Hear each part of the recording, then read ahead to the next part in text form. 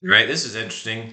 Suppose you toss two coins 100 times and observe the following results. 0 heads, 22 times, 1 head, 51 times, 2 heads, 27 times. Compare the relative frequency to the theoretical probabilities. Do you have a reason to suspect the coins are unfair? Okay, so the relatives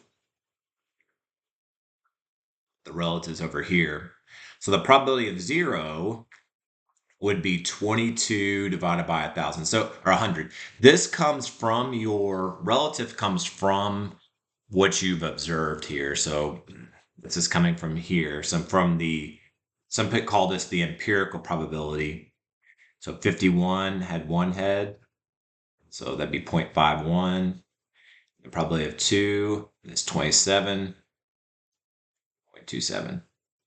Now let's look at theoretical.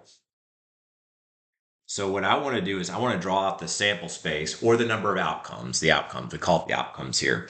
So I could have, we already talked about this, I can have 2 heads, heads and the tails, tails and the heads, and the tails and the tails.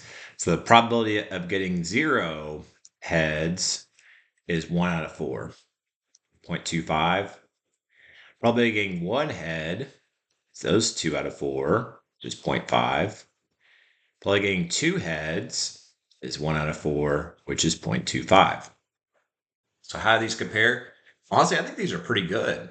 Okay. So I know they're different, but I would say these are pretty accurate here. And so, and what I would say, you see how these are pretty close. I would say I can't say that the coins are unfair because it's close. So I would say since the relative and theoretical, I have trouble spelling that,